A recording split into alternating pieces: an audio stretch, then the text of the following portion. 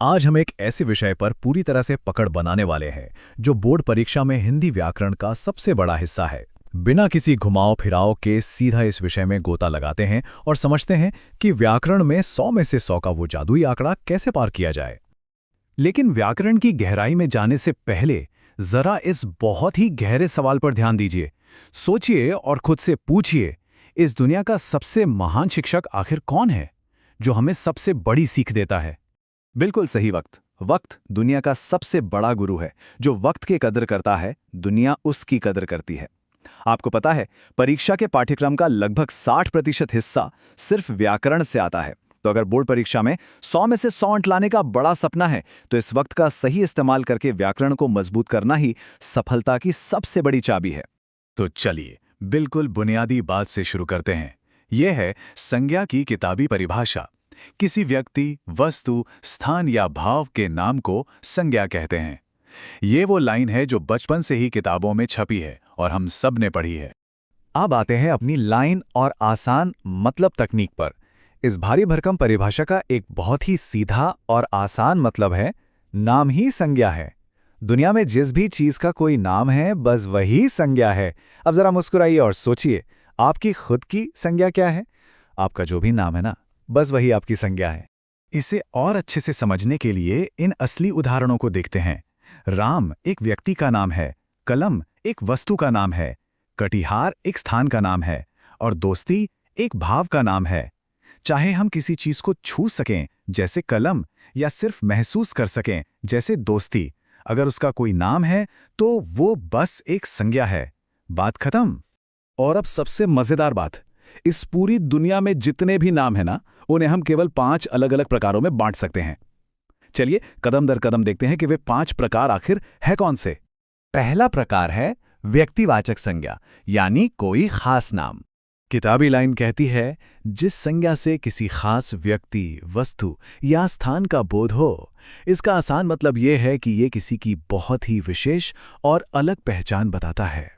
जैसे अगर हम कहें राम, ताजमहल या दिल्ली, तो हम किसी एक खास इंसान, एक खास इमारत या एक खास शहर की बात कर रहे हैं। कोई साधारण बात नहीं, बिल्कुल खास।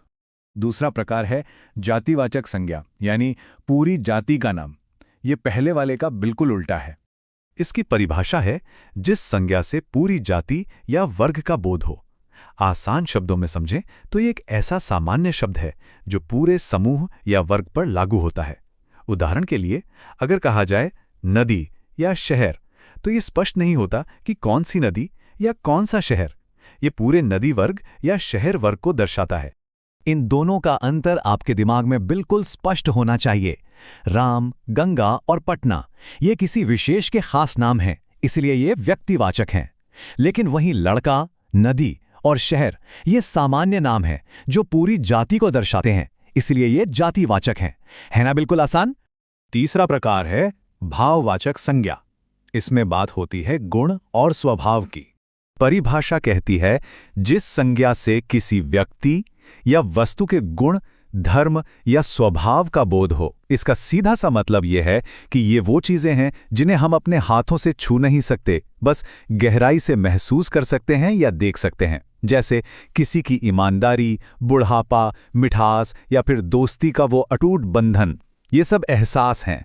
चौथा प्रकार है द्रव्यवाचक संज्ञा, यानी नापने और तौलने वाली चीजें। अपने आसपास की किसी राशन की दुकान की कल्पना कीजिए। किताबी लाइन है, जिस संज्ञा से किसी द्रव्य या धातु का बोध हो जिसे नापा या तौला जाता है। इसका सीधा सा तर्क यह है कि कोई भी ऐसी चीज जिसे खरीदने से पहले नापना या तौलना पड़े, वो द्रव्यवाचक संज्ञा है। चाहे वो दूध हो, सोना हो, सरसों का तेल हो या फिर गेहूं। पांचवी और आखिरी श्रेणी समूहवाचक संज्ञा, यानी भेड़िया समूह। और ध्यान रहे, बोर्ड परीक्षाओं में ये सबसे ज्यादा बार पूछी जाती है। लाइन कहती है, जिस संज्ञा से समूह या समुदाय का बोध हो।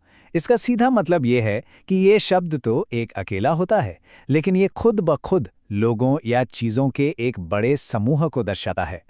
इसके उदाहरण बहुत ही मजेदार और रोजमर्रा की जिंदगी से जुड़े हैं, जैसे सभा, चाबी का गुच्छा, गिरोह या मेला।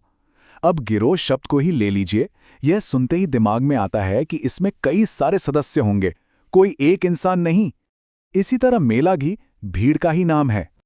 अब आती है असली चुनौती, आपका बोर्ड परीक्षा टेस्ट। चलिए पिछले सालों में आए इन शब्दों को परखते हैं।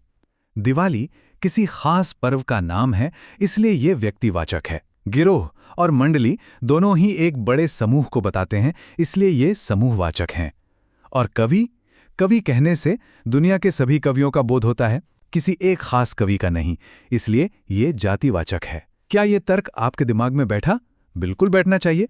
तो चलिए इन पांचों प्रकारों को एक बार तेजी से दोहरा लेते हैं और दिमाग में पक्का कर लेते हैं। पहला, व्यक्तिवाचक यानी कोई खास नाम। दूसरा, जातिवाचक यानी पूरे वर्ग का सामान्य नाम। तीसरा, भाववाचक जिसे सिर्फ महसूस किया जा सके। चौथा, द्रव्यवाचक जिसे नापा या तौला जाए। और पांचवा, समूहवाचक जो पूरी भीड़ या समुदाय को बताए। हमेशा याद रखिए, बड़े सपने देखना बहुत जरूरी है, खासकर परीक्षा में सर्वश्रेष्ठ अंक लाने का। लेकिन ये सपना तभी सच होगा जब पूरी मेहनत की जाए और अपने सबसे बड़े गुरु यानी अपने वक्त की कदर की जाए। हर एक विषय को इसी तरह स्पष्टता से समझें और अपने लक्ष्य की ओर निरंतर बढ़ते रहें।